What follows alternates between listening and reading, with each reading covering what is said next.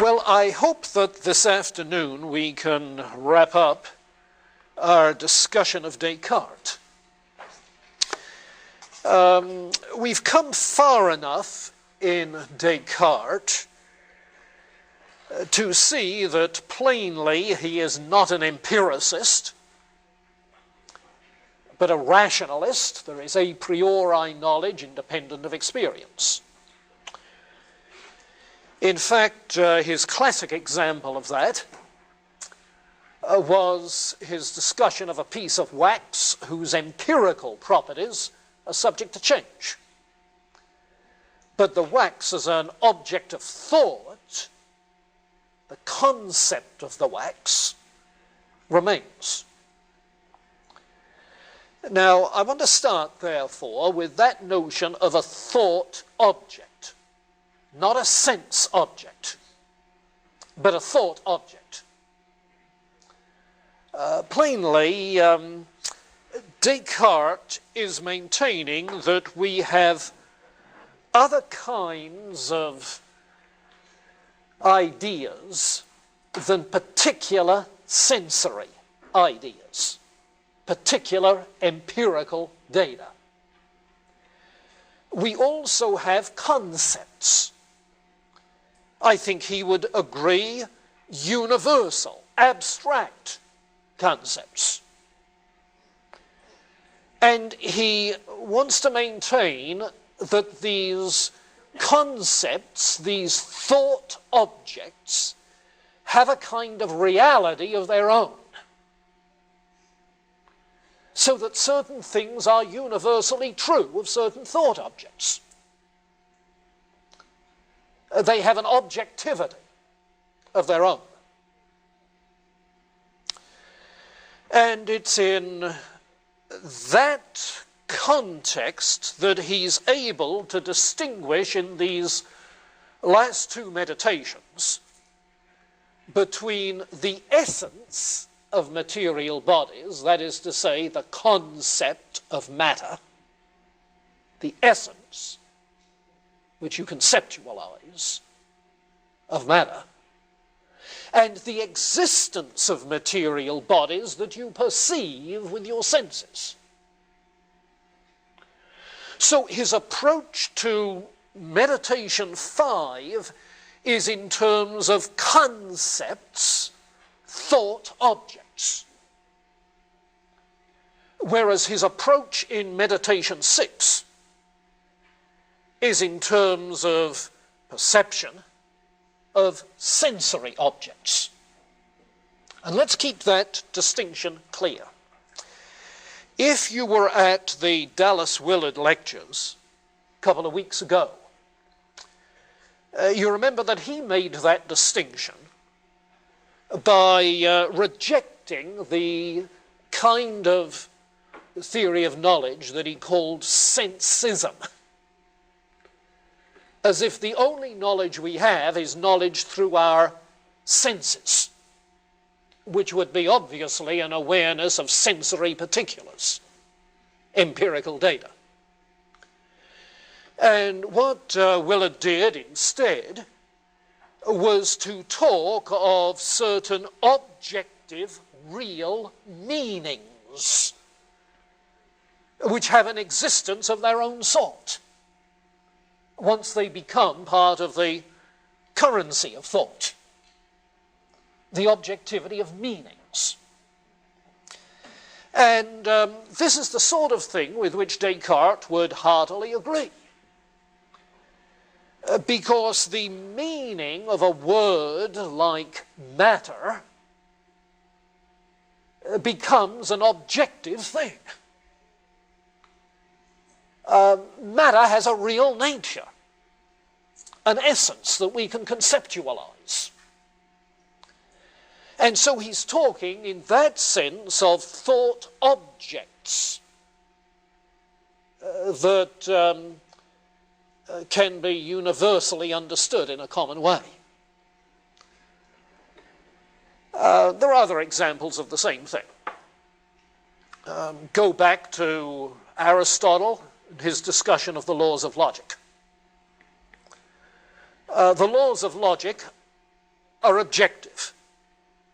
They have a reality of their own as structures of all thought and all meaningful discourse. You see, the rules of logic are objectively real. Not in the sense that they're physical, material things, no, though they are true of material things.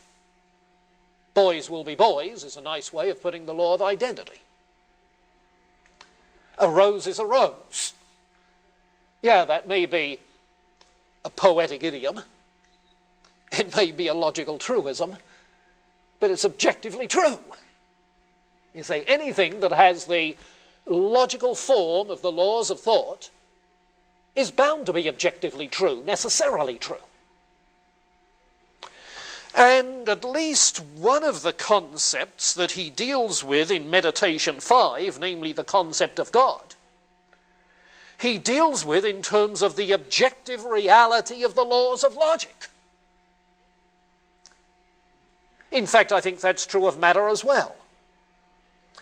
Because what he's trying to show in Meditation 5 with regards to the idea of matter and the idea of God is that there are certain logically necessary truths which we can know independently of experience about matter and about God. Now, I said independently of experience because he's a rationalist, not an empiricist. And his rationalism comes out here again. You see. Logically necessary. Yeah. Their contradiction is impossible. You see. Now, in order to see that, keep in mind that it's the essence of material bodies. Keep in mind the distinction which has already emerged in Hobbes, and it was evident in the science of the day, between primary and secondary qualities of physical bodies, where secondary qualities have to do with what's accessible only by virtue of our five senses: colour, smell, so forth. Whereas the primary qualities are qualities of material things themselves. They are of the very essence of matter.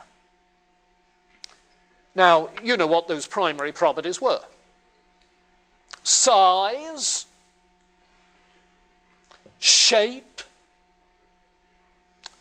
density. Yeah, we call them spatial properties. Because the essence of matter is that it occupies space. So the essence of matter is that it has spatial properties. And if we can know any necessary truths about space, logically necessary truths about space, we know logically necessary truths about any possible matter, material body, spatial occupant. Now, what is the science that tells us what is logically necessary about space? Huh? Geometry, precisely. And so what he is trying to do is to show that there are logically necessary geometrical truths. And the example he takes is the simple one from plane geometry. He's not dealing with solid geometry in the example, but obviously he could. It would be a better example in a way if we're dealing with solidity, you see. But his example is from plane geometry, simply the idea of a triangle. There are certain necessary truths about any possible triangle. Necessary truths. It is necessarily true that a triangle has 3 angles. It's necessarily true that the 3 angles of a triangle, at least in Euclidean geometry, add up to 180 degrees, 2 right angles. And so we can know a priori, independently of any sense observations, granted the concept of matter as the object of our thought, matter as spatial occupancy, we can know certain necessary truths about the essence of matter. Okay? Now that's straightforward. And he deals with it at some length here. Actually, what he is saying is that the science of physics, in certain regards, can be done as not an empirical science, but an a priori science.